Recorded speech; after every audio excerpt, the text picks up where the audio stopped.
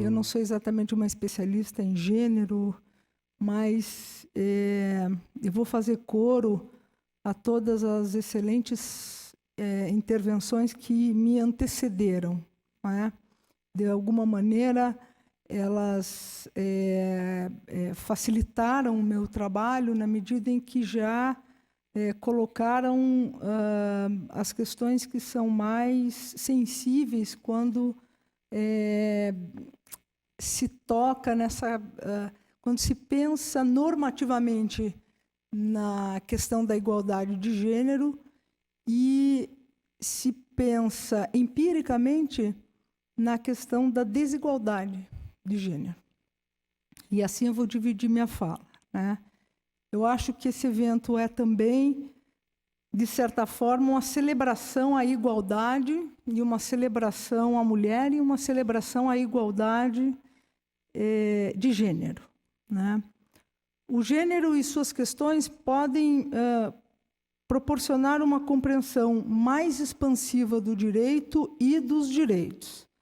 Assim, o uso do gênero aqui, pelo menos na minha fala, servirá para se pensar numa nova forma de lidar com os direitos e as instituições.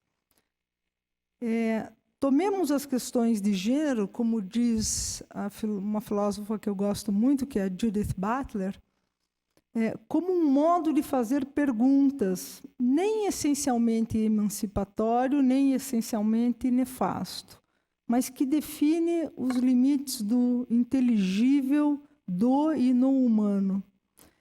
E a Butler vai dizer que as questões de gênero, como atos performativos, não é, fazem algo. Não é? O gênero é um ato de improvisação dentro de um cenário de restrição. Eu acho que é bem isso. É um ato de improvisação dentro de um cenário de restrição.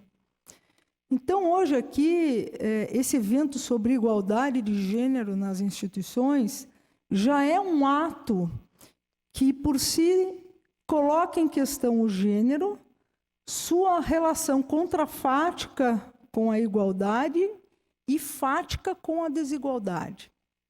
Minha fala tem dois momentos. Um primeiro momento que eu vou chamar de normativo, isto é, diz respeito às questões de gênero, de igualdade de gênero, como parâmetro para uma sociedade, para instituições em que todas sejam tratadas com igual respeito e consideração. E um segundo momento descritivo, com foco na instituição da qual eu faço parte, que é a Faculdade de Direito do Setor de Ciências Jurídicas da Universidade Federal do Paraná. Faço a seguinte ressalva. Na língua inglesa, em qualquer narrativa, para se designar o gênero neutro, usa-se o feminino, she. Né? Ela.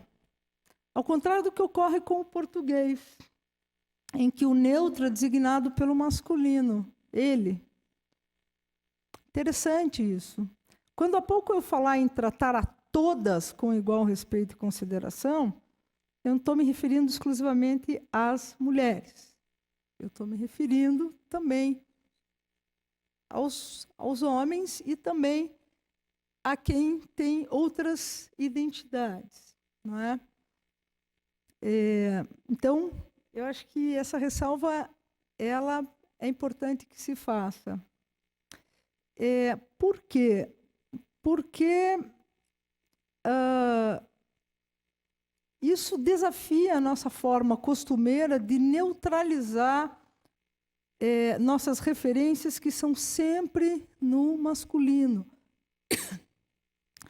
Naturalizamos isso, e eu sei, na nossa fala corriqueira, assim, mas é importante que a gente questione, ainda que a gente tenha dificuldade de mudar isso que é costumeiro na nossa fala coloquial, mas é importante que a gente questione essa naturalização e que nós nos forçamos a fazer diferente e que a gente procure fazer isso no nosso dia a dia institucional. Em 1966, o James Brown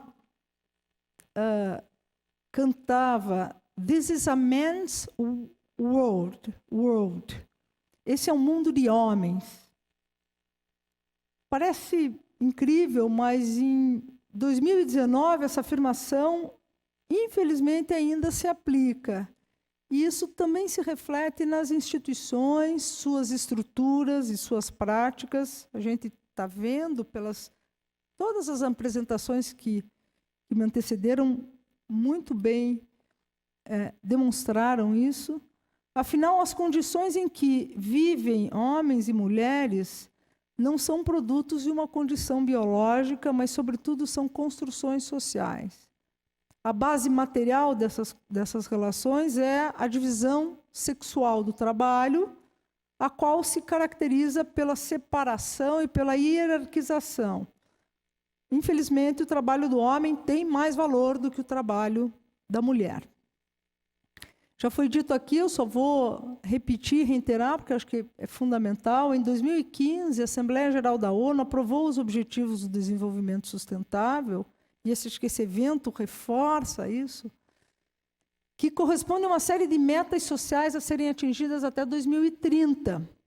Pois bem, destas metas, creiam que uma das que está mais longe de ser atingida até 2030 é a da igualdade de gênero.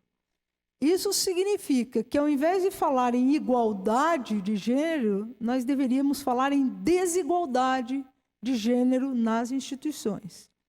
Minha premissa é que, normativamente, pensemos sim a igualdade de gênero como um direito fundamental que deve pautar as nossas ações e, empiricamente, investiguemos a desigualdade de gênero, suas causas, e tenhamos um diagnóstico institucional sobre elas, de maneira que possamos ter políticas públicas de combate a isso, a esse estado de coisas.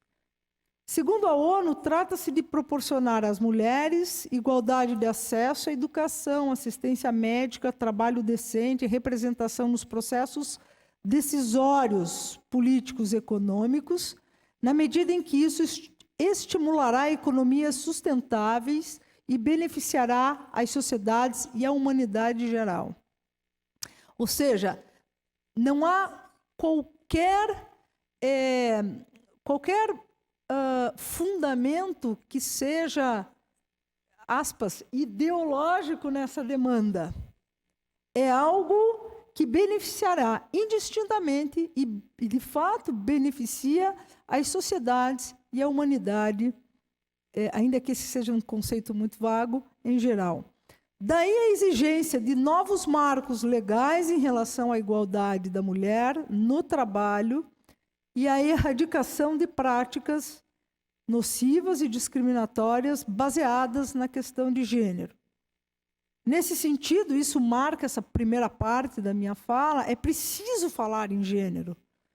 O que pode ser feito de várias perspectivas. A forma que eu pretendo falar parte dessas considerações que faz a Judith Butler, cuja radicalidade e comprometimento com uma política democrática radical são determinantes.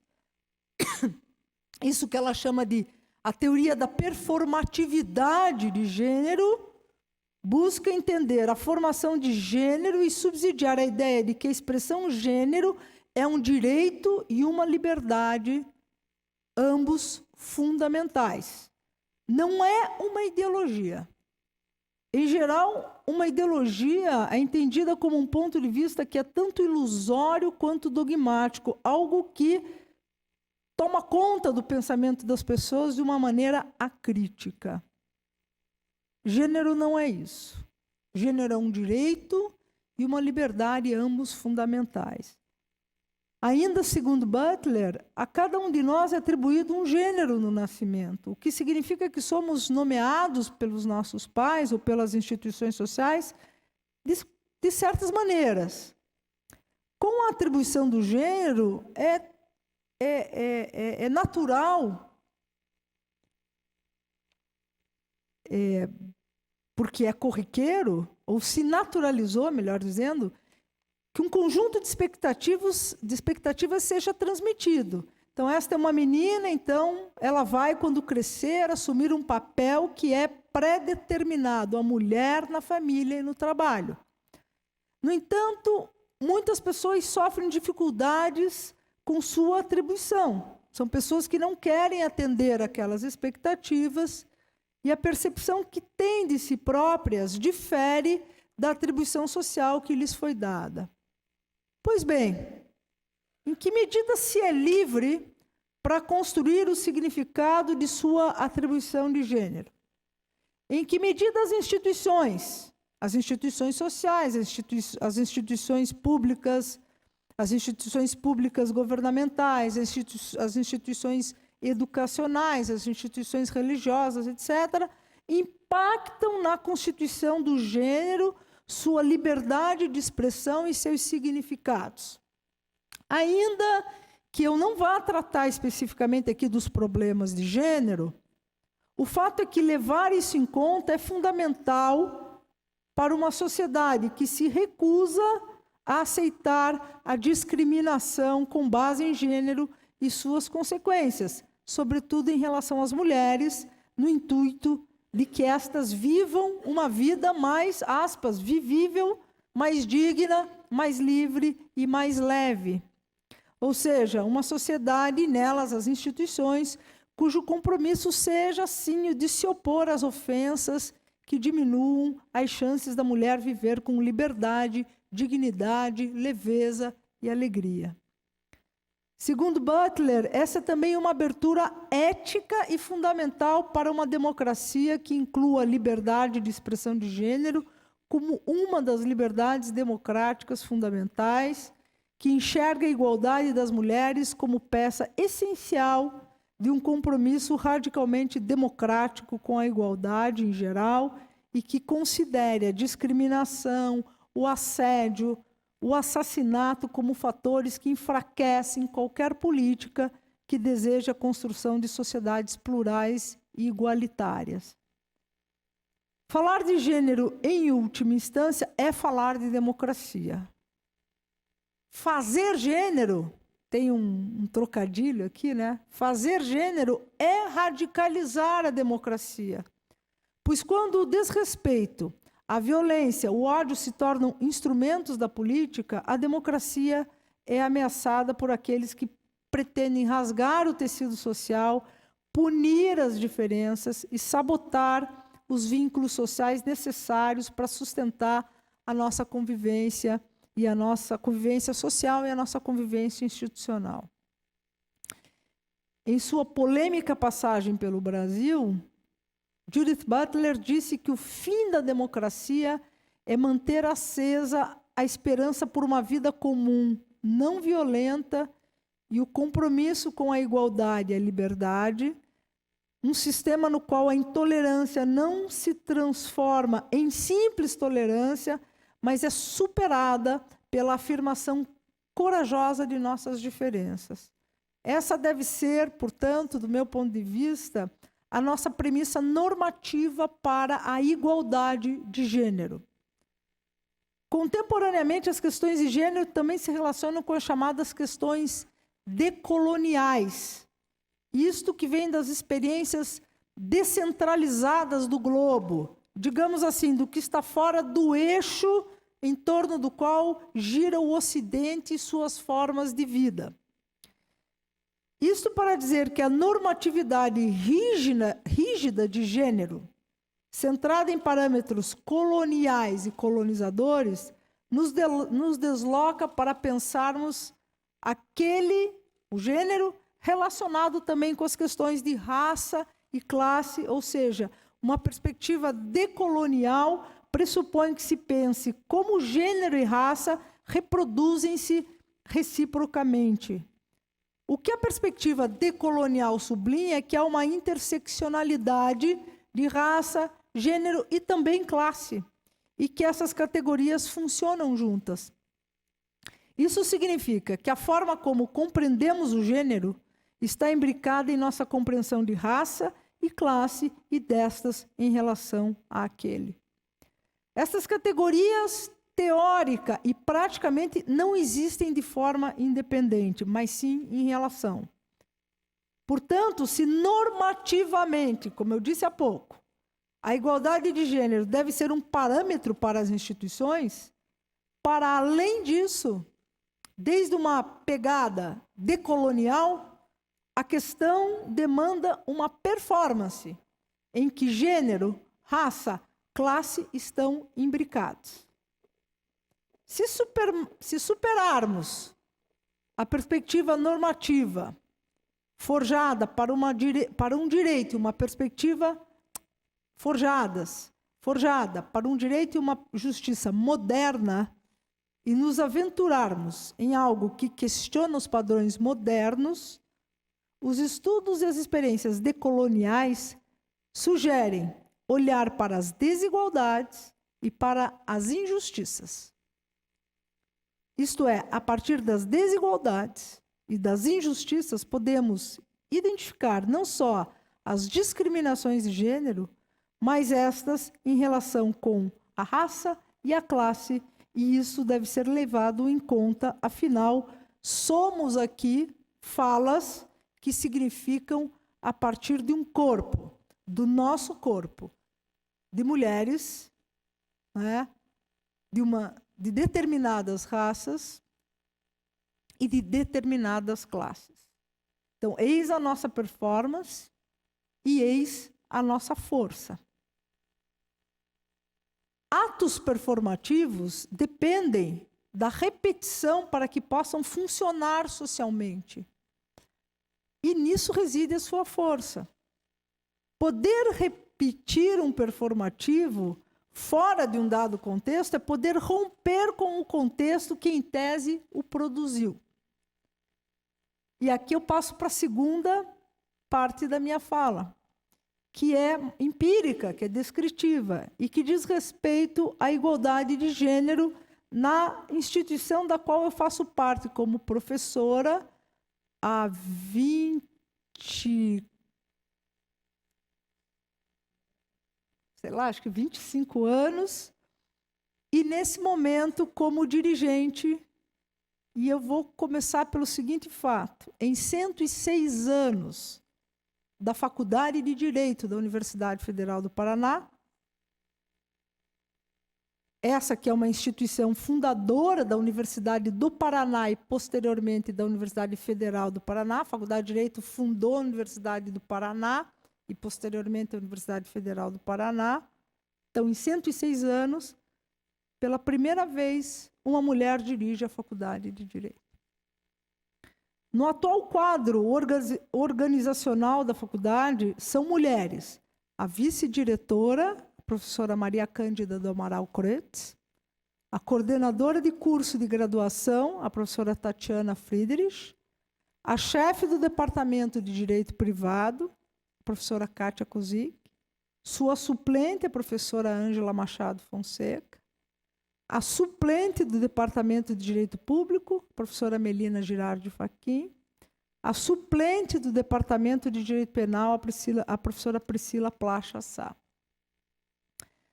Os demais cargos são, aqui há um equilíbrio agora, são ocupados por homens. O coordenador do programa de pós-graduação, o seu vice, o vice-coordenador da graduação, o chefe do Departamento de Direito Civil, chefe do Departamento de Direito Penal e o chefe do núcleo de prática, o coordenador do núcleo de prática jurídica. São homens.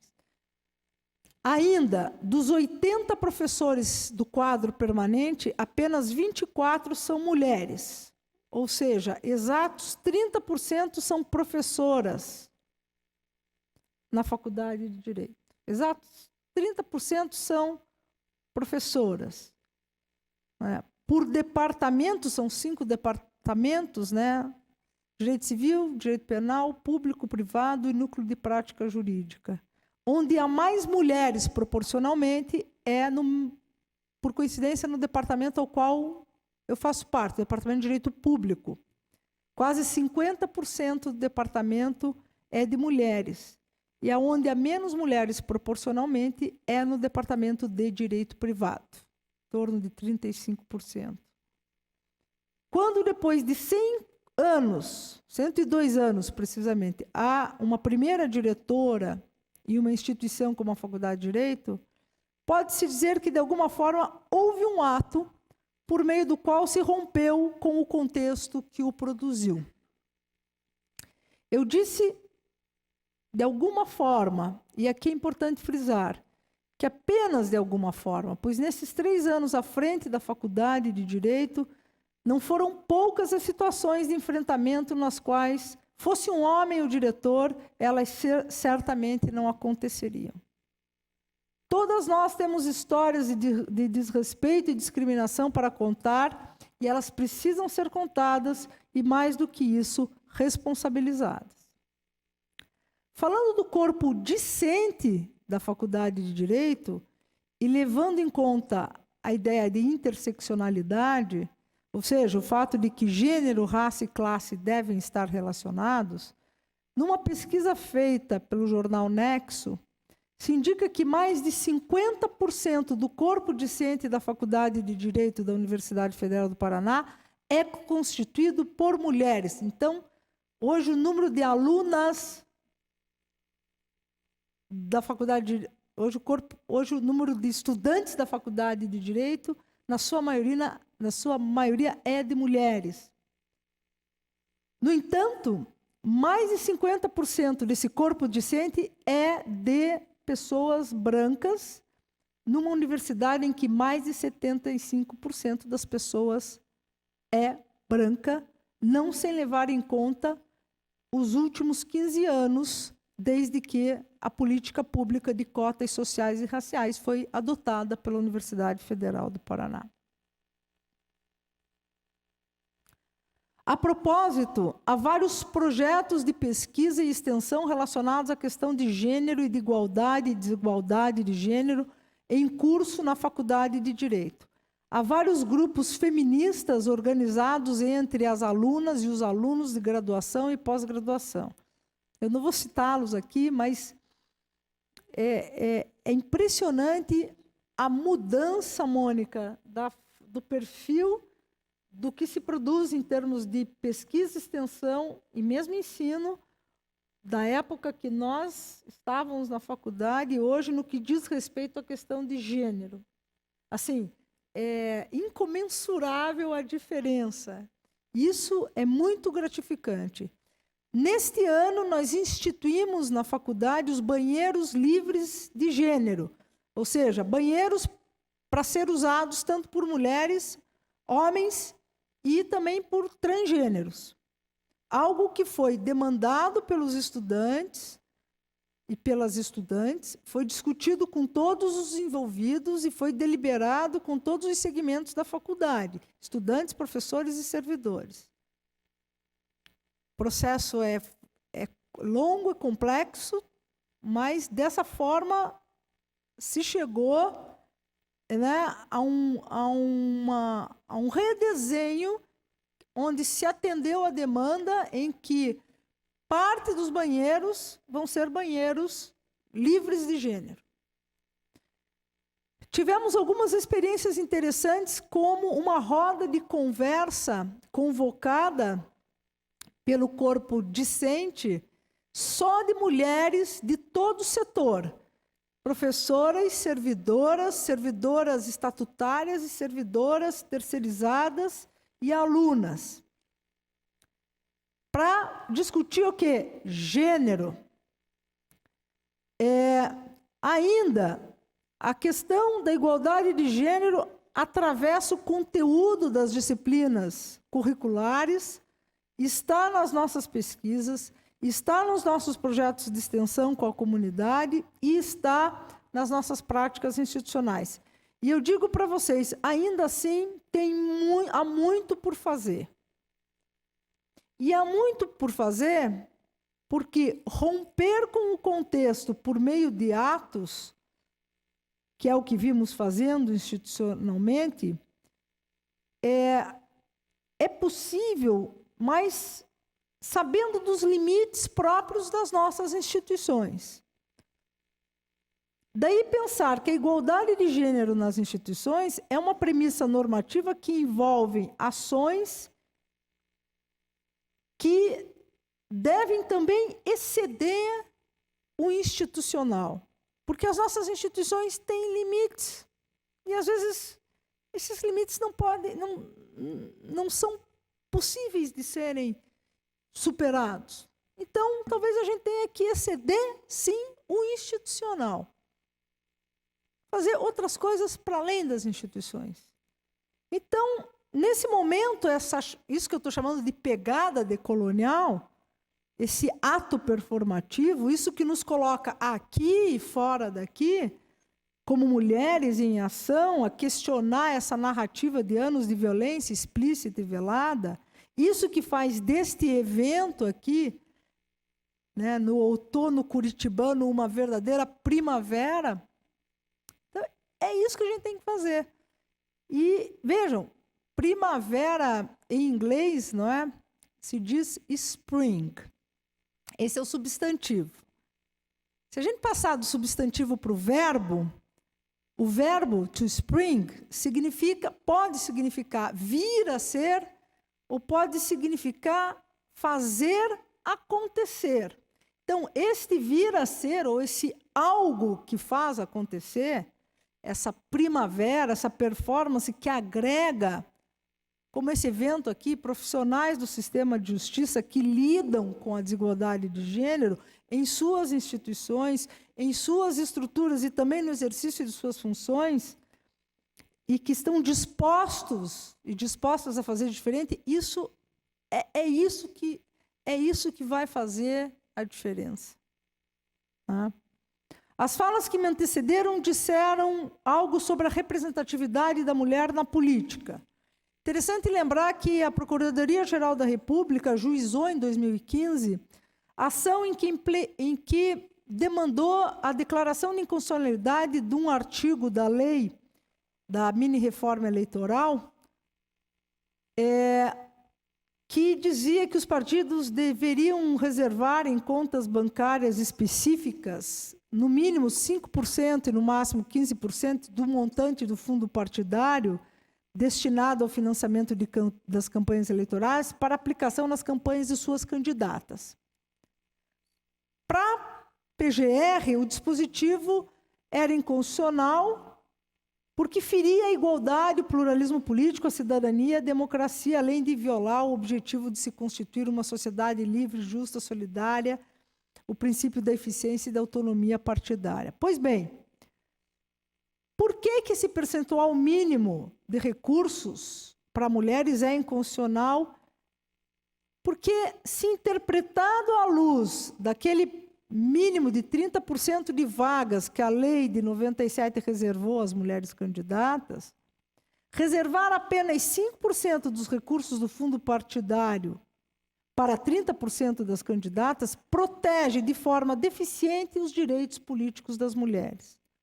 A fixação de percentual máximo também seria inconstitucional, uma vez que viola a autonomia partidária, bem como fixa limite máximo para as candidaturas femininas, o que não ocorre com as candidaturas masculinas. Ou seja, o estabelecimento de um piso de 5% significa, na prática, que a distribuição de recursos, que na distribuição de recursos a legenda deve destinar às candidaturas quociente tal que os homens podem acabar recebendo até 95% dos recursos do fundo.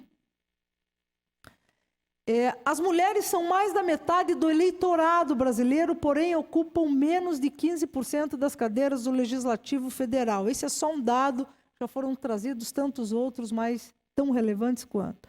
Ou seja, a presença reduzida de mulheres na vida política brasileira não é uma circunstância de ocasião. É um desdobramento da desigualdade, da injustiça que mitigam nossos padrões normativos e que reservam os espaços de decisão a uma parcela específica da população, isto é, de homens brancos pertencentes às classes economicamente mais fortes. As desigualdades de gênero, assim como a desigualdade racial e de classe, são sim importantes para se compreender os mecanismos de divisão e diferenciação que impedem uma realização mais plural da política. Aqui eu já praticamente encaminho para o meu último parágrafo. Eu gostaria ainda de lembrar, por fim, que em 9 de março do ano passado, de 2018, o STF reconheceu a transgêneros a possibilidade de alteração de registro civil sem mudança de sexo, na ADI 4275, relatoria do ministro Edson Fachin. O julgamento fez um movimento muito importante ao afirmar a não discriminação e o não preconceito como fundamento da decisão. A igualdade de gênero é um direito fundamental constitucional que tem sido ressignificada pelo STF e que, mais do que isso, pelos movimentos sociais, pelos movimentos que se dão em espaços não institucionais, em suas mais variadas performances. Afinal, os papéis de gênero não são limitadores da liberdade das pessoas para ser quem são e realizar seus projetos de vida da forma como escolheram. E aqui eu vou finalizar também com uma poeta curitibana, que não é a Helena Collodi. No haikai, que é uma forma oriental não sei se pode falar que é de poesia, mas no haikai tradicional não há traços de gênero. Mas no haikai da Alice Ruiz, que é uma poeta curitibana, que é uma haikaísta, há sim uma presença de gênero, há uma presença feminina significativa com a qual eu finalizo. E nesse haikai ela diz assim: cede a sede do meu ser, cesse a minha sede de ceder. Muito obrigada.